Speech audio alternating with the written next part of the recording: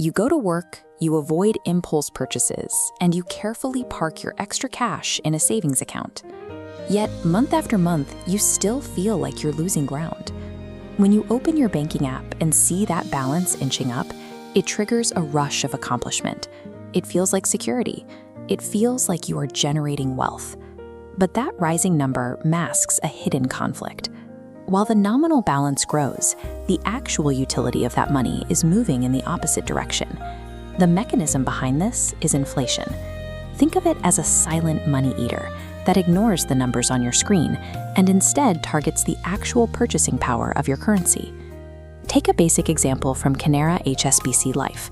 Back in 2012, a standard chocolate bar in India cost exactly 25 rupees. Jump forward 10 years to 2022, and that exact same chocolate bar costs 45 rupees. Your static 25 rupee note now buys you roughly half the product it used to.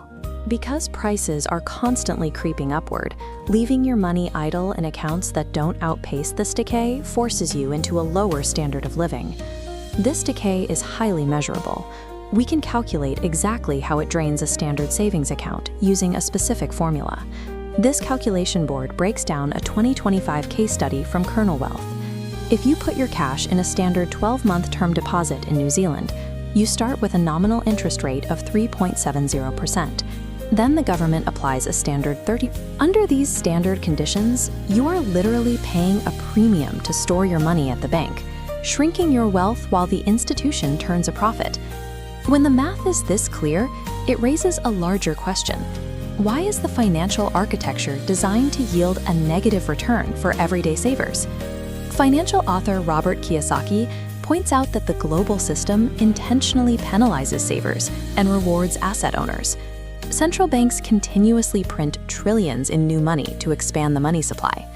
When new currency enters the market, it automatically dilutes the value of all the existing cash sitting in your bank account. Retail banks exploit this structure. They take your depreciating cash deposits and use them as capital to acquire high-yield assets, returning only tiny fractions of nominal interest back to you. Saving cash means participating in a structurally rigged game that consistently transfers wealth from the middle class directly to financial institutions.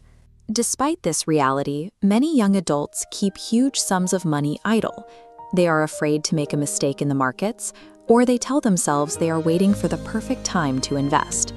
Every day that money sits out of the market, you incur an opportunity cost. You forfeit the wealth multiplying effects of compound growth, where your returns generate their own returns. This chart shows how paths diverge over a 10-year timeline. Cash slowly drifts downward in real value, while invested capital curves sharply upward. Over time, the distance between these trajectories widens exponentially, creating an insurmountable gap in total wealth. Choosing to play it safe carries a heavy penalty. Beyond the steady loss to inflation, you surrender the compounding power of the broader economy. Fixing this requires adopting a new psychology. You have to abandon the mindset of a hoarder looking for safety and embrace the mindset of an owner looking for growth.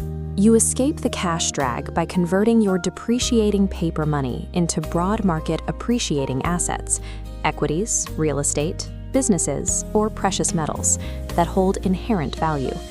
Cash still has a role, but it requires strict boundaries. It is a temporary tool for daily transactions and short-term emergencies. It is never a long-term storage facility for wealth. The ultimate defense against financial anxiety is understanding this math. Once you stop the passive bleed of inflation, you can force your capital to work just as hard as you do.